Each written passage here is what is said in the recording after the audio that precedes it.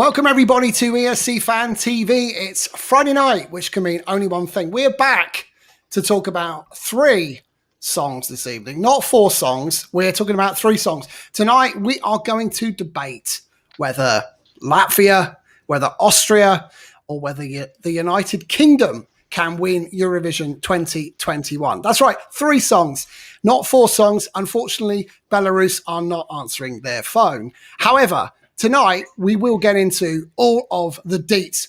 Those in the chat room, keep chatting away. We see lots of you coming in already. Ian is in the chat room chatting away tonight. And you're probably wondering where Tom is. Tom is enjoying himself somewhere else. He will be back on Sunday. Oh, I just want to say hello to my panel. We've got some new faces this evening. Let's give everybody a wave and we can introduce each other as we go. Hi, everyone. Welcome to the show. Good to see you. Right, we're going to get started, and it's not that long away now, guys. We're just a little while away from Eurovision week, and exciting, not long at all. Tonight's first song is Samantha Tina. She's back. The moon is rising. I like this one. That's right. 20 appearances at Eurovision for Latvia. 10 times they've made the final.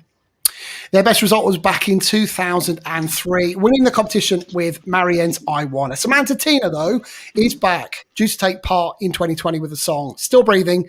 She has released The Moon is Rising, song about powerful and admirable women.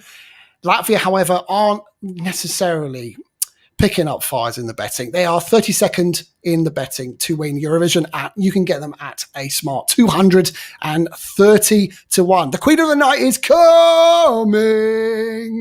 Playing dirty, not my case. The moon is rising. Is it a hot mess? Let's kick tonight's show off with Georgina. Georgina, what do you think? What do you make? Sorry. I'm going to come to Georgina next, actually. We're going to go to Steve first. Steve, tell us about Samantha Tina's The Moon is Rising. What do you think of that one? Well, it's last year's song without the housework, really, isn't it? It's very, very similar. Those big vocals, no rubber gloves or irons or anything like that. And that kind of advanced look at the pandemic with those face masks as well. I really loved last year's song. I'm not such a fan of this one. I think it might qualify, it might not. It's a bit of a borderline. It's too similar to last year's song and not as good in my view. That's my view. But she can absolutely attack a song. We saw that last year. We saw that. Oh, she can belt it out. Yeah. Exactly. So can you see an argument for Samantha Tina absolutely killing it on stage, a bit like what we saw with Leah Sirk for Slovenia back in 2018, who came from absolutely nowhere to qualify for the final? Is that for me? That's for you, Steve. Oh, sorry. This is going well, isn't it? I can see her killing it on stage. She's got a great voice, a great range. I just don't think the song is as good as last year's. And I don't know how many people will be watching the contest remembering last year's song, probably very few. I don't think it stands out enough. I think it might struggle to qualify, to be honest. But she'll give it an absolute ace performance, definitely. Thank you, Steve. I'm going to come to Nicholas next. Nicholas, good to see you back on the show. How do you expect Samantha Tina staging this? I'm expecting her to absolutely kill it, but what is your thoughts? Yeah, first of all, it's great to be back, and a big hello to everyone. Yeah, I'm really excited to see how this is going to look, because I did see a live performance of this that I think she did on Latvian TV, and it was crazy, it was wild, it was full of dancing, and obviously there can't be, a whole bunch of people on stage like there is in the music video, but I can still see this being just like absolute crazy and full of fun dance moves and girl power. Because I actually think this is pretty good. It's not as crazy as last year, which I think is a good thing, because I think that could have steered some viewers away last year. Obviously, we will never know, but I think this is a solid enough entry. It's not a winner, it's not a top 10, but I think it's very authentic to who she is. It very much fits her style, and I do think it's actually quite catchy. I like the chorus. I think it does have something in it, so it could be a qualifier. I could see it qualifying because it is full of that girl power and energy, and I have no doubt that she'll deliver a fantastic performance. Thanks, Nicholas. Phil Michelle. Now, Samantha Tina, I don't know whether it's the song I like or whether it's her that I like, but she's the kind of girl you'd want to take down the pub and have a beer with, isn't she? She sounds looks like she'd be an absolute riot. I think she's possibly mad as a box of frogs. Yeah. But in a good way. I think if it all kicked off, oh, Christ, she'd have you back, wouldn't she? I bet she could kick the shit out of anybody. But I think I agree with Steve, though. I think last year's song was the better one. But it's still a good song. I think Christ, she can belt it. It depends what the staging's going to be like. You can sort of imagine it because she is absolutely barking mad. But if she puts on, you know, she's got presence, and I think that counts for a lot. And I think if she belts it out, has a wacky, mental, weird dance thing going on with a few people behind her, I think she might scrape through. Just. Yeah. I mean, the thing is, you know, some actually think, well, they might be a bit nervous on the night. She's not going to be nervous on the night. She'll get up there, belt it out, and she'll do her best for this song. You know, I think you could possibly qualify. I think that's every chance. I think it comes down to the performance. There'll be some that will underperform. There'll be some that will overperform. And if there's one thing I've learned from Samantha Tina from 2020 and some of the live performances we saw on the way to Eurovision being cancelled, then I think she's someone who can really deliver it on stage. Let's go to Marius on this. Marius, she's 15th in semi-final 2. That's a good place to be. And she's sandwiched between Finland, which is, and Switzerland, which are both incredibly different songs and couldn't be any more different from what Samantha Tina's bringing. Is that an advantage for Latvia this year? Hi guys, great to see you all. I'm going to be the meanie here. So last year I hated this song. Actually, I hated it with a vengeance. And Steve, you forgot the starch spray, you know, the ironing and everything. Last year I couldn't stand it. However, I have to say, after a few listens, it's kind of growing on me. Being sandwiched between Finland and Switzerland will go against it, I think. She's a hell of a performer. As Michelle said, she's bonkers. You can tell. She's got a great voice. Latvia has done well, and other times no. She's no Latvia 2015 or other great entries.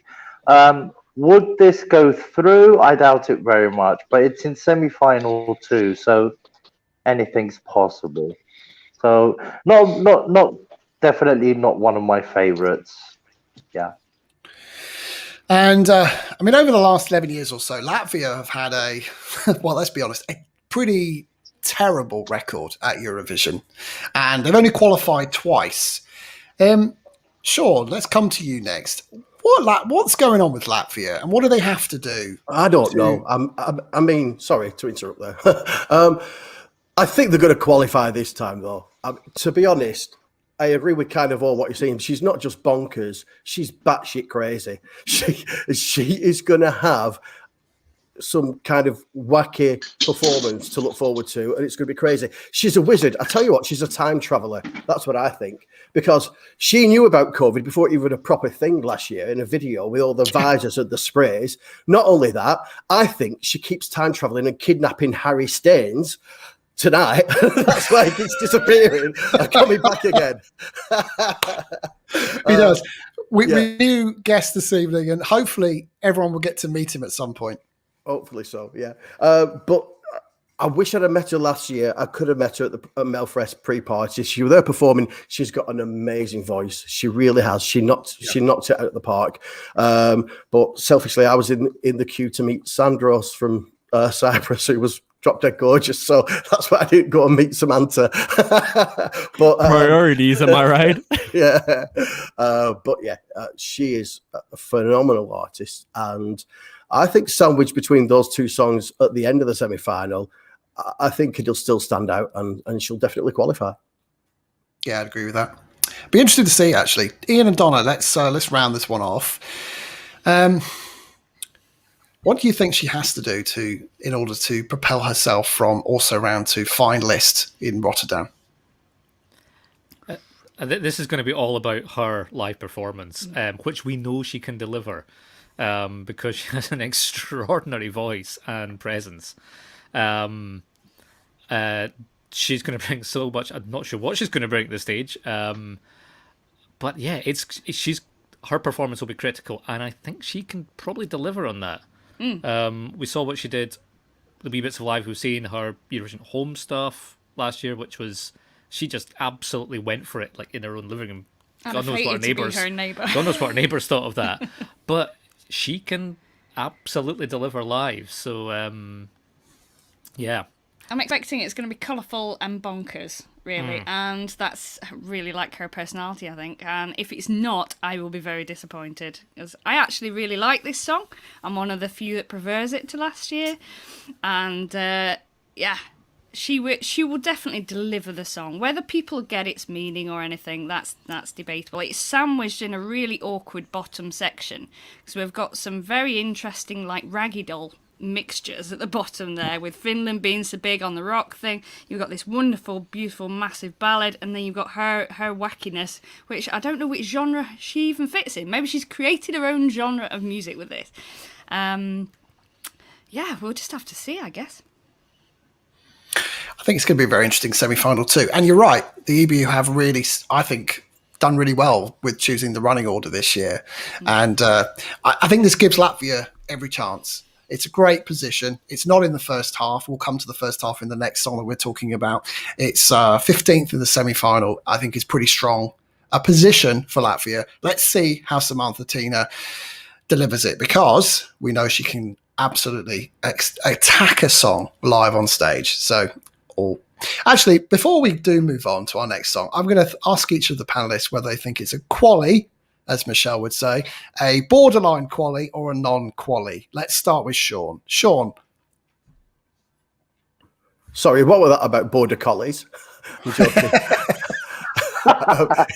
Yeah, sorry. Yeah, quali.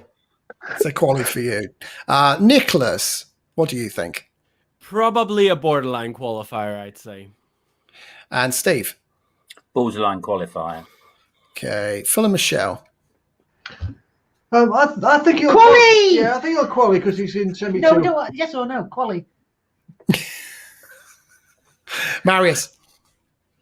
It would just squeeze through. Yeah. Ian and Donna? Borderline non-qualifier, I think. Oh, I'm going to go opposite. I'm going to say borderline qualifier. And we didn't come to Georgina, but Georgina, what do you think about this song? Is it going to qualify or just about miss out? I think borderline. Okay, Yeah. There you go. So no one's going to say it definitely isn't qualifying, which is great because Latvia are in with a chance. Maybe that's down to their position. We're going to move on to our second song of the evening and hopefully get to meet Harry, who's having some technical issues. And what would an ESC Fan TV show be without technical issues? We're renowned for it. Austria. Yes, absolutely, Nicholas. You know, I know, we both know. That's right. It's Austria's turn. Vincent Bueno is back. 52 appearances at Eurovision for Austria. They won it twice. They won in 1966 and, of course, more recently with Conchita Wurst in 2014. Vincent Bueno was due to represent Austria last year with the song Alive, but he's back. Last year was a bit of a banger. This time he's gone for a ballad. The song is Amen. Austria are, however, 24th in the betting, which is about the same as the UK, actually, which is our next song. And they are 100-1 to win Eurovision. Can Austria surprise and qualify and maybe even go on and win it for a third time? Let's start with Sean. Sorry, I was just laughing at Michelle pouring a drink again. But yeah, I love this song. I love the upbeat Alive from last year. Absolutely banging tune. This year, yeah, like you say, it's a ballad, but it's just such a powerful song. If you listen to the lyrics, he's heartbroken about, a breakup. His partner walked out on him. He's saying that I thought that you'd never kill us. you know, it might be what you wanted, but I don't know. I really, really like the song. It's really powerful.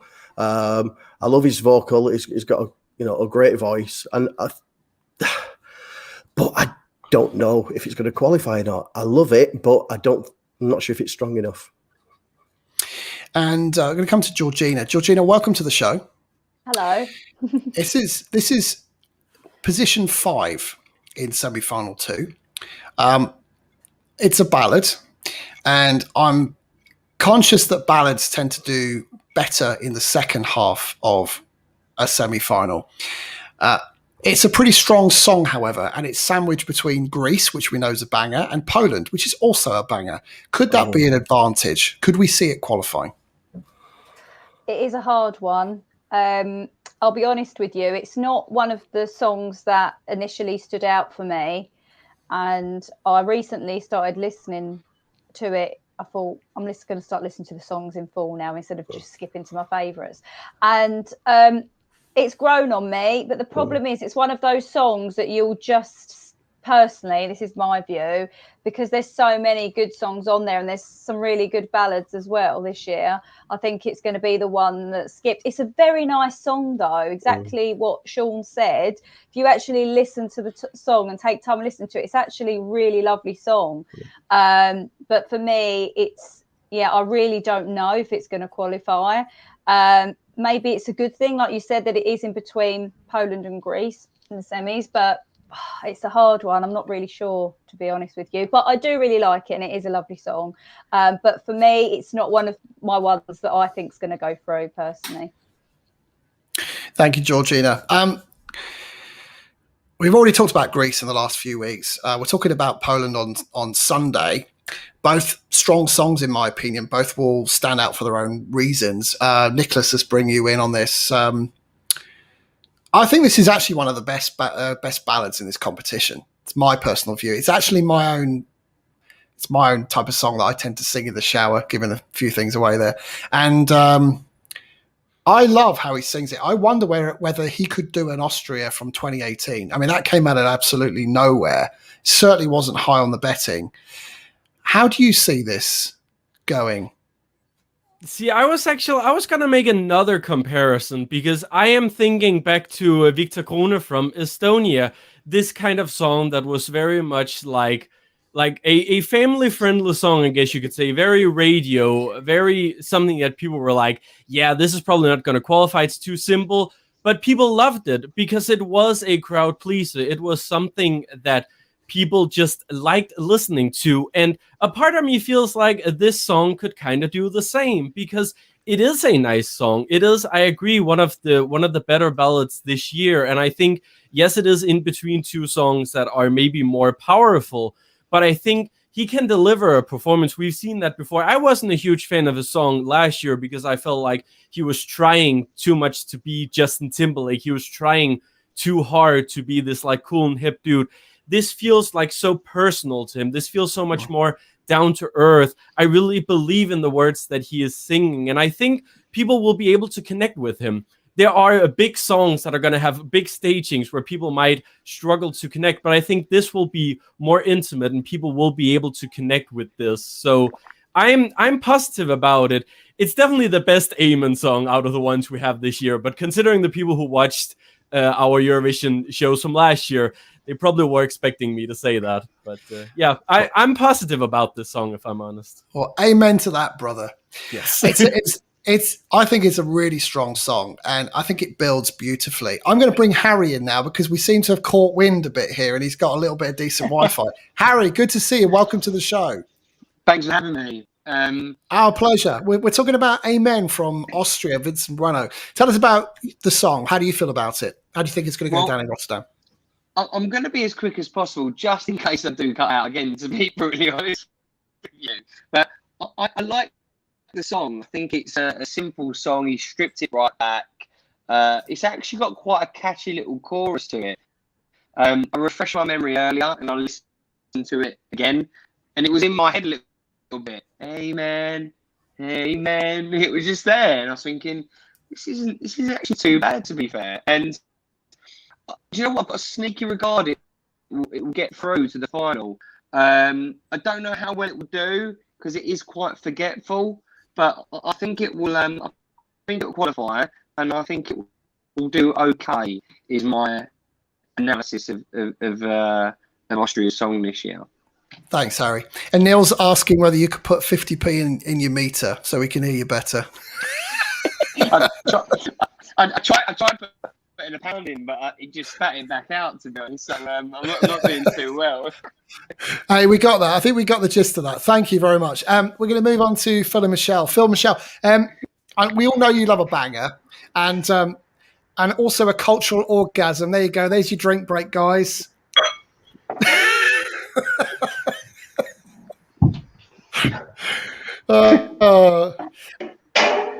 Austria not done particularly well. They have of late, but they haven't over the last 20 years or so. Of the last 2 years, the last time we saw them, Panda failed to qualify and was expected to qualify. In fact, they did really badly. Panda finished last in her semi-final. And that was a ballad. How do you see this one going? Up to you. I love it. It's like, amen, amen. Tell me, is this what you wanted? Is this what you wanted? Amen. Steady on. If he doesn't do that on stage, like going, amen, I'll be gutted. Because I think if he does, he'll get through. And bloody every time he comes on, I'm going, amen.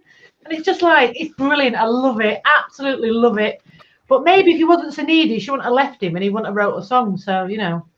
I mean, I'm not a big fan of ballads, and this one in particular, you know, it's about breakup and mentions funerals and things, which you'd think would be like a big turn off for me. But I really like this.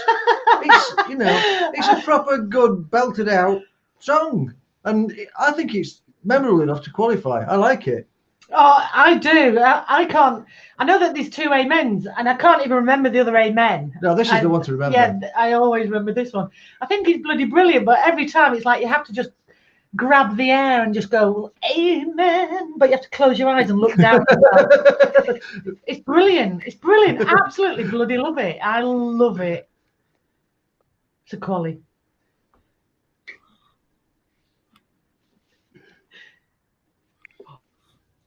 It's a bit Love Shine a Light, but a ballad version, in my opinion. There's something quite magical about it. You do end up kind of singing it to yourself, fist bump and everything, don't you? Steve, is this the best ballad of Eurovision 2021? I'm not sure, to be honest, but I like it. But not. Hashtag find your mute button. Sorry? Sorry, can you hear me? We can hear you, Steve. Yep, carry on. Okay, sorry. It's a nice song. I think he'll sing it well.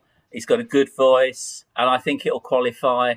But I don't think it'll go very far in the final because it is a little bit forgettable. It's the middle bit. The beginning and the end are good. The middle bit, I kind of forget it, to be honest. But I think it's a nice song, and he'll sing it well.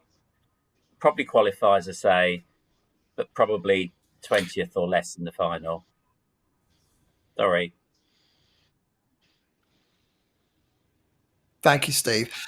Marius, how do you envisage this being staged? How do you see it being staged? I think he'll have a couple of gospel singers on the stage. Very simple presentation.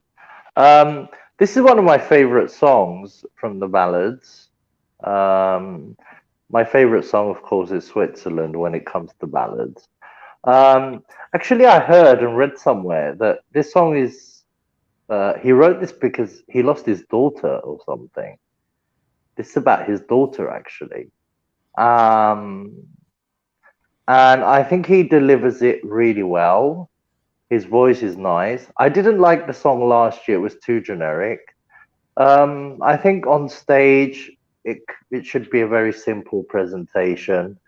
And I think this will qualify. I don't know if it will do very well at the final, but it's a decent entry from Austria. It's one of the good ones. And I like his whole persona, the body language. he oozes confidence. You can tell that, and I think this will be in his favor on the night. Yeah.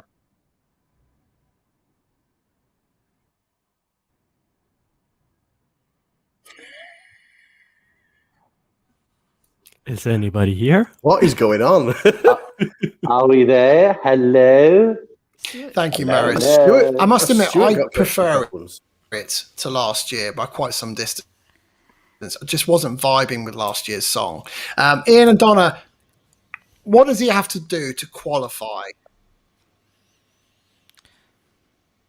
Oh, again, I think similar with Samantha Tina, this is going to be down to the Can you hear performance. me? We can hear you. You keep going in and Mostly. out, though. Can you hear me? Steve? Stuart? Sometimes. So I think a simple staging, as Marius has said, will help this. It doesn't need a lot to build it up. It is well sung. It's nicely done. I like the lyrics of it. There's the wording on it is really quite nicely done. It's a lot darker than a lot of Eurovision stuff. It's about him. It's grieving for a lost relationship, and that's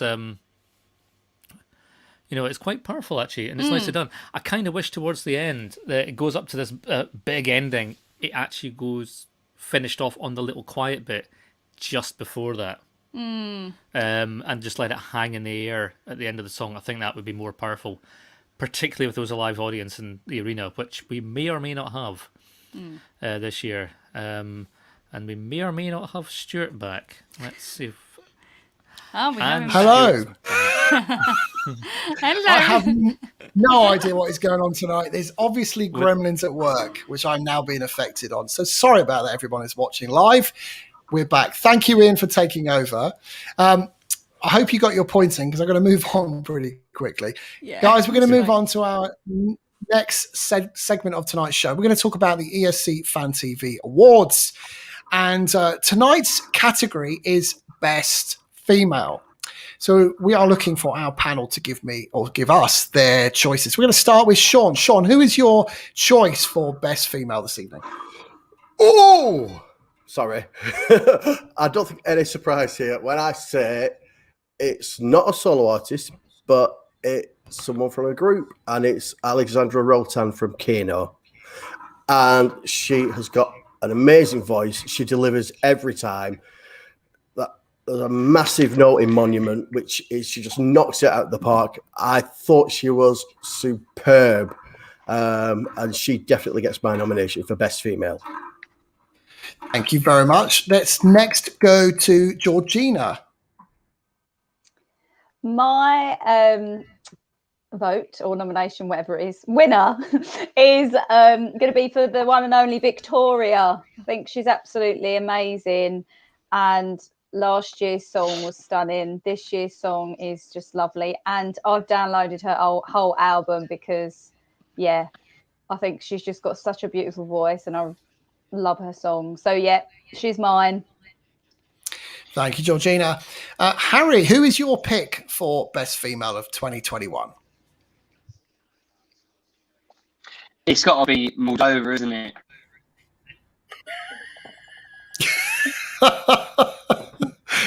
Do you know what? Enough Should we just go home? It's all gone wrong tonight. He said Moldova, didn't he? Yes, he did. And can anyone tell me who the Moldova singer is? It is... I thought you were going to pronounce her last name. Yeah. Oh, give you a chance. Let's go to Steve. Steve, who is your pick? So I think there's a singer in the contest that's got an amazing voice, but not necessarily an amazing song, because I think Anna Soklic of Slovenia has a really, really good contralto voice, and her range is absolutely awesome. And it's just a pity she doesn't have a better song. But I think she's got an amazing voice. She really does. It's the other amen, by the way, Phil and Michelle. That's the other amen, yes. Exactly. Coming to you next, Phil and Michelle. Who are your picks? And do you want to have one each this time? We don't. You can if you like. Oh, yeah, go on. Right. Well, I'm going to have Montaigne because I think she's going to surprise you. She's going to kick it out in the park, and you're all going to go, "Ooh, Michelle was right." My choice, because I assume by best you mean most bonkers, I'm going to go over to Portugal, and I don't know if it's Ian or Ian with Mondo. It's a woman with blonde hair that was chopped down to here. All right. She had a black dress Oh my with gosh! massive spikes on the back. I'm having flashbacks. And as she went through the song, I mean, the song itself, the performance was a bit Kaya Tam. She ended up pregnant by the But end yeah, of it. her belly got bigger and bigger, and she Yeah. looked pregnant by the end of it. It was absolutely fantastic. It was one of those songs where you watch it and you think, I'm sure she wasn't pregnant. Are you trying to say you want a baby? No, I just think it was bonkers and brilliant, and I loved it. Thank you very much. Marius, who is your pick? Well, after a lot of consideration, I have to say America from Melody Grand Prix with, I Can't Escape. But an honorable mention must be made for Rayleigh, just for getting her hair wet. Thank you, Marius. So you've stolen my choice to a certain extent. So my pick will, of course, be Rayleigh. It kind of has to be. And I'm going to move on next to, in fact, let's see if Harry's about. Harry, glad you're back. Right. So hopefully our technical issues are done for tonight. Famous last words. Please. Nicholas, best female of 2021. Who's your choice? Yes, that was me. Yeah. So my pick is gonna go to Montaigne. Even though I'm not the biggest fan of her song this year, I like it, but it's not one of my favorites. She's definitely my favorite artist that I found throughout this 2020/2021 season. I still adore her as an artist. I love her style. I love a lot of her back catalog that I was listening to a lot last year. So Montaigne is definitely my pick. Thank you very much, Nicholas. And finally, Ian and Donna, who are you picking? Are you picking one individually, or are you picking one as a combined? No, we'll go individually. Why break a habit of a lifetime? We'd have to agree on something otherwise. Careful now. I actually like so many of the females this year. There's so many wonderful artists to choose from. I'm going to stick Leslie Roy in the hat because she had a wonderful song last year. She's got a great songwriting talent, and I actually really like her voice. She's got a great song this year. Yeah, she's one of my favourites. Yeah, Ian. there's so many good artists this year. I honorable mention for Clara Klingenstrom from Melfest. I thought she was fantastic and just beautifully understated the way she did it. But the one that surprised me most was America. Agreeing with Marius there. I didn't know what to expect from her, and I thought she was fantastic. And very much her own thing she was doing. So I thought she was excellent. She would be my choice. So you're going for America Yes. after you've made me write down Clara Klingenstrom. That's why I said honourable mention first. What is it with you and big names? It was Stefanga Kamatina last week, and I don't know. We're just making you spell them and stuff. Yeah. Cause you that America. wee extra bit of stress during the show. America it is. Thank you very much, everybody. At the end of this month, we will be having our ESC Fan TV Awards 2 nights in a row. And we will let you know the dates very, very soon. Hope you can join them. It's going to be a lot of fun. We haven't decided we're going to do it on YouTube yet. We might do it on Twitch, but we'll let you know where and when for sure very, very soon. Final song of the evening. It's turn of the UK. UK are back. This time, again, James Newman. Second year running. BMG have picked the same singer. Actually, to be honest, a bit like every country bar, just a few. James Newman's back with the song Embers. It's a banger, not a ballad. Last year, James was due to perform My Last Breath. This year, we've got something a little bit more fun. Of course, James is probably more well-known as a songwriter than he is a singer, but he has got a cracking voice. You can get the UK at 22-1 in the betting. Currently, 22nd in the betting. Currently 100-1 in the betting. Let's find out if our panel think the UK have a chance this year of victory. Let's start with Sean. Sean, Oh, do they have a chance of victory? I'll come back to that in a minute. But let's face it, last year's song, My Last Breath, it was a strong song. It was a good, solid song. And I think we'd have done pretty well with it. We wouldn't have won, nowhere near, but we'd have done better than we might have done in previous years. This year, he's come back, like you say, with a banger. And I love it. I absolutely love the song. I first heard it in the middle of the night. I woke up about 4 a.m., went to the loo, checked my phone, and I shouldn't have done, but I checked my phone, and I found out that the song had broken on Czech radio. So before it was officially released, so I listened to it really, really quietly because I didn't want to wake Ian up, and really quietly, and I thought, big grin on my face, put my phone down, tried to get back to sleep. Thought, no, I'm gonna have to listen to it again. No, I'm gonna have to listen to it again. And about 3 or 4 times I listened to it before I went back to sleep, and I love it. I really, really love the song. We've had a year pretty much where everybody has been sat at home on our backsides. We've not been to work. We've not been able to do the things that we enjoy. Do we want ballads? Do we want mid-tempo songs? No. What we want to do is we want to get up and we want to have a right good dance. And this song lets you do that, and I love it. It won't win, unfortunately. I still don't think we're sending songs that can win to Eurovision. But it's a good song. I don't know how well it'll do on the night, but I really love it. Thanks, Sean. Phil, Michelle, let's bring you in.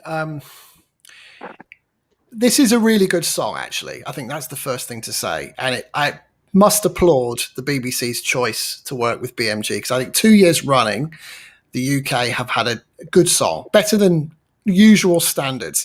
I want to kind of bring that back to some reality. When you compare it to other nations, I think our song is still not quite there in terms of quality yet. But for the UK entry, I think we've definitely upped our game.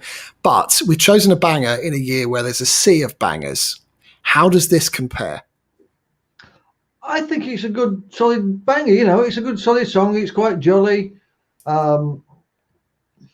As Sean said, I'm not convinced it'll win, because I think to win, you've got to take a risk and have a song that people either love or hate. But it's a good, solid song. I think it'll do well. I prefer it to last year's song, and it's, you know, a damn sight better than we've done in recent years. So I'm quite optimistic with this. I feel sort of fiercely protective of it. It's like, this is our song, and it's a good song, and stop slagging it off. It's our song, you know. And then they're going, oh, just because you're in the top, you know, in the Big Five and all this. I think it's bloody brilliant. It's like, it's memorable as well, and it's got a nice catch tune. It makes you move away. I think it's brilliant. I love the fact that he's having dance lessons as well, so he's going to have a bit of a bop on that stage, which I think it's going to be brilliant. I think that the fact that they're thinking about staging is a new sort of concept. I mean, they just usually just plonk someone on there, don't they, and go on, off you go, sing it, love, and they go, all right. But I think they put a bit of effort into it. And it's not going to do as bad as Europe think. Well, it's ultimately Europe that's voting for it. And I'll bring Nicholas in on this, because I'm looking for some sanity in and amongst a load of very positive, possibly uber positive UK fans. And I'm going to say something in a bit that maybe will bring us back down to earth. But Nicholas, what do you think is going to happen to the UK song? Are we potentially looking at another bottom five, even though we've tried a little bit harder? I do think it's interesting. May I just say that in the beginning? I do think it's interesting to see a panel of Brits be so optimistic about their Eurovision entry for once, because I do not remember the last time I saw that. It's very nice to see, and I may not be up there and think that this is a potential winner, but I do actually think it's good. I think it is a decent enough song, and I think finally the UK is sending something that feels like another country could have sent this and done all right with it as well. It isn't just like, what the hell are they doing? I think it's a very catchy song. It sticks in your head. I like that it has this like EDM style, because I do think that makes it stand out compared to some of the other like 80s bangers. This is kind of in its own genre, its own style there. So I think that's good. I think he feels right in his element with this song, and it feels like he is comfortable in this song, which is always an important thing for a singer, I feel like. And I do hope that it does well. It doesn't have to do a top 10, and I don't know necessarily if he could do that, but I do hope that it goes like at least middle of the table, because I do hope that this song can do well enough for the BBC and for BMG to see this and go, okay, we're on the right track here. Because I think it's going to take a while. It may take like 10 years or something, but I think if the BBC and BMG stick to this format, keep developing this format, keep figuring out what works, putting in singers and songwriters who have their own style and wants to show something of their own and it's of a good quality, I do think we could see a UK win in 10 years' time. So this isn't a winner song, but it's the beginning of something that could be really great. And I think that's the most important thing for the UK right now. Thank you, Nicholas. It's interesting because we have a watch party in just a few weeks' time about the UK songs. And already you can start to see a lot of people kind of voting for some of more the older type songs because we haven't had a lot of success in recent years. And yet James Newman is clearly a Eurovision fan. He's enjoying being part of the Eurovision party. Marius, let's bring you in on this. What does James need to do on stage in Rotterdam to draw in the points that the UK so badly needs to get onto that left-hand side? Well, first of all, if you're listening, James Newman, come here and I will make you bangers and mash and hold you tight and keep you warm and fuzzy, because he's such a lovely human and I just want to cuddle him. Now, he's taken dance lessons. Good. The UK, we should be proud of our entry, and I'm not just saying this. However, the thing is, as Nicholas said, but I'm going to take it a step further. If this entry was representing Sweden, for example, or another country that tends to do well at Eurovision, this could end up in the top 5. And this bothers me. And this doesn't happen only with the UK. It happens with other countries like Malta, Cyprus, every year. If these songs, for example, if Fuego was represented by Sweden, I'm sure it would have won. So this year we should be very proud. We're not just being optimistic because it's our song. I think this is a very good, well-produced track that can actually do really well. And it's in my top 10, and I still believe that it will do actually really well, and we will be very proud by the end of that final. Thank you, Marius. Go, James. The key point there is being proud of your entry. It actually doesn't matter what position it finishes. And I started to say it before I introduced Nicholas to make his point, but I don't know. I'm not going to go out there and say I don't think we will finish outside of the bottom 5 this year. I think it's a distinct possibility, but I don't think it makes us have a bad song. I don't think it defines how good or bad the song is. Harry, is this a case of UK fans finally being able to be proud of a song? Do you know what? I think it's the first time, in my opinion, since I Can by Blue, where I've gone, I actually really like this song, but I actually think it will do well. For the first, and he's gone. Never mind. I think he was quite uber positive about it. Georgina, bringing you in on this. How do you see James Newman doing in Rotterdam? Can I start off by saying how much I love the song? But no, yeah, it's hard to say. I just don't think he's going to do well, but I think it's because exactly what Barry said. It's because of us being the UK and automatically. And if this song was a different country, it would 100% go through. And I'm just being totally honest. I absolutely love this song.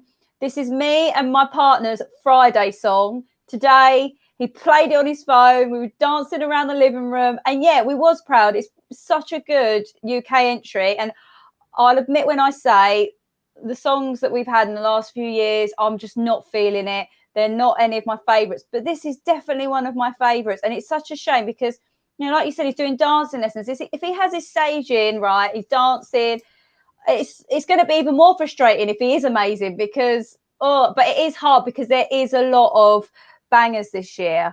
And it's going to be who stands out with the staging, the dancing, the singing. And I really hope he does well because, it is a really good song. I actually prefer it to last year. I did like last year's song, don't get me wrong, but I think this year it's more memorable. It's got upbeat. It's just so good. And I really, do you know what? If he was in the top 10, obviously if it won, it would be amazing. But if he was in the top 10, that would be I think that'd be incredible, to be honest. So I really hope he does well. I'll be cheering him on. I'm going to still play it every Friday, probably every day actually. But anyway, it's a Friday song. It's got that vibes. I'm going to stop talking now.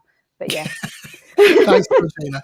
Steve, I don't know whether you caught the comment on the screen from George, but he asked the question: Is it a case of people don't vote for the UK because they don't vote because they don't like us, or is it because our entries aren't good enough? My personal opinion: I don't think our entries are good enough, or they haven't been good enough, and I think we've been allowed ourselves to weaken against our competition. What are your thoughts? Well, for a country that's got one of the biggest kind of markets in the world with loads of brilliant singers, we have been sending shit songs, haven't we, in the past? So I think it's really that we just haven't sent good enough songs. I think Das Well is great, actually. It's immediate. He's a really good singer. He's a good songwriter. You can hear every word that he's singing. And I know I sound about 175 when I say that, but his diction is good. And, that is going to come over in a live performance. I'm slightly worried about the dance lessons he may be getting, but I'm sure that if he doesn't do too much dad dancing and the camera work is good and he's got lots of kind of lively backings at the end of the day, this could go top 10, I think. Really good performance. Don't excite me like that. But I don't think it's going to be lower than 20th. I hope not, but there is a part of me that thinks that this could happen. We were actually having our first ESC Fan TV Clubhouse call at 5 p.m. today, and we were chatting with some Spanish and German fans, and they were saying exactly the same thing. They almost expect their entry to be bottom 5 every year because they just don't feel that it's not that people don't like Germany or Spain, they just don't know where the votes are coming from. And I think that's the same for the UK. Do I believe in the song? Yeah, I do. I'm proud of it. I think it's a massive step up. Do I know where the votes are coming from on the 22nd of May? I haven't got a clue. And it's quite possible that we get to that final and it's a great song. It comes off well, but we end up in the bottom half again. And I don't think that's a reflection on the song, though. I think it's going to be down to the draw and down to the presentation at the end of the day. The vocals are good and the song's good. Yeah, thank you, Steve. And Ian and Donna, as Steve said, it's about the presentation. It's also about the position, no doubt. We talked a lot about position today. About the song itself, how do you see it being staged in Rotterdam? And what does James have to do on stage to ensure that we have some chance of some votes? It's an interesting one. It's a very upbeat number. He's a good vocalist, and he's actually admitted in one of the interviews he did that he's not left himself any space to breathe during the song.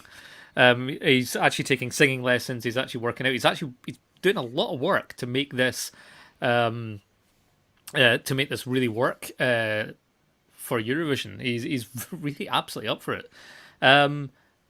He's got to get the vocal right, and I think he's pushing his voice quite hard to do this. From starts off quite low, goes up really quite high.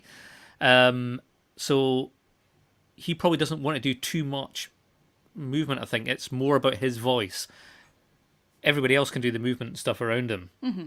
There was a lot of fireworks and pyro in the video. There's the imaging of the fast car as well. That's kind of appeared a bit. So I've been intrigued to see what he does with that. But if he can bring in elements of the video, I think that could kind of work. As long as they don't put him in anything that's going to make him look a bit like Big Daddy Carson. Absolute no. I don't think we're going to see a giant pink suit. Can you imagine?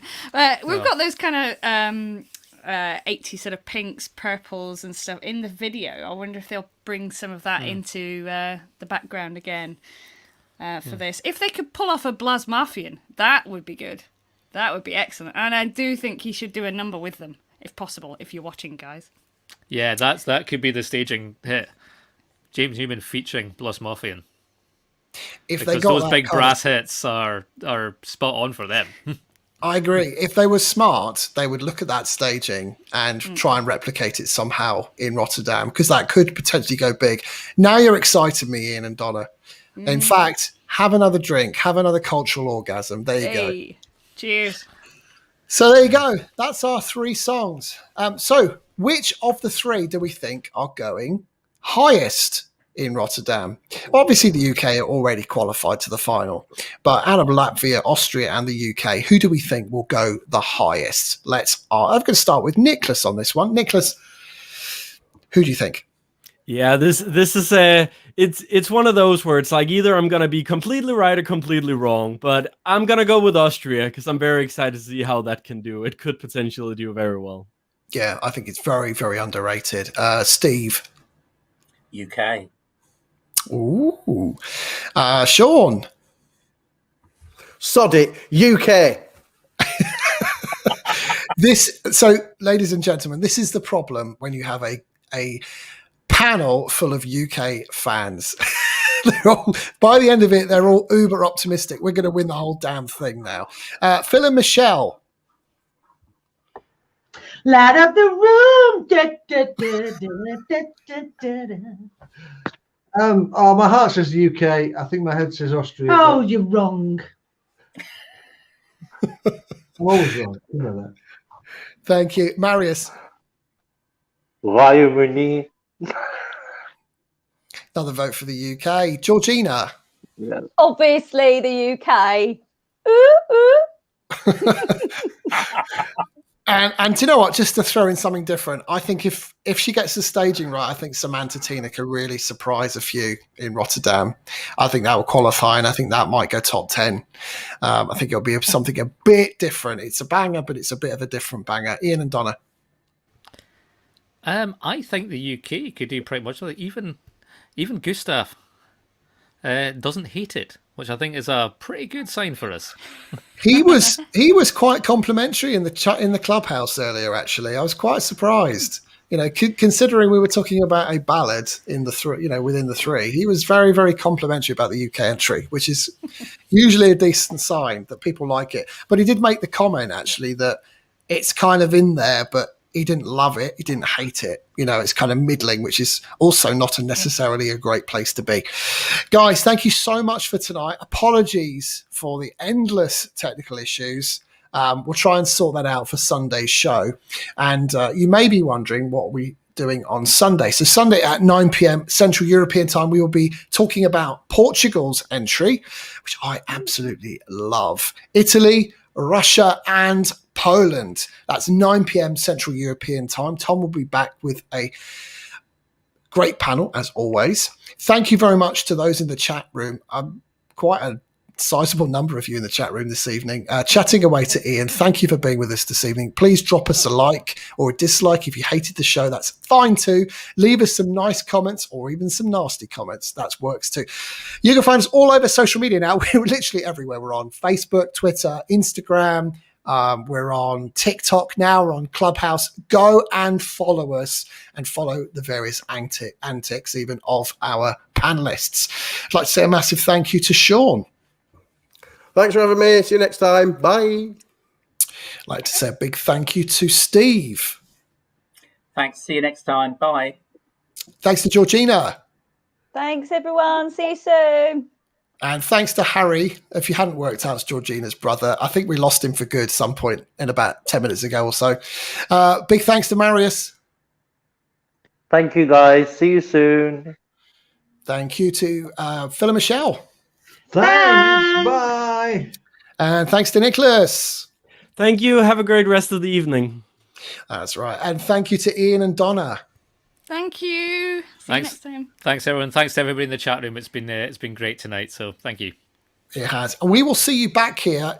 In actual fact, we will see you back here tomorrow at 7 p.m. Central European time as a one-off special. That's 6 p.m. UK time, when the lovely Go A from Ukraine will be with us live in a Q&A, and you can ask them your burning questions. That's 7 p.m. tomorrow at Central European time. Thank you to Neil, who's already pinged his question through. We will be asking them a question from yourself, Neil, tomorrow. Make sure you tune in. That's here, 7 p.m.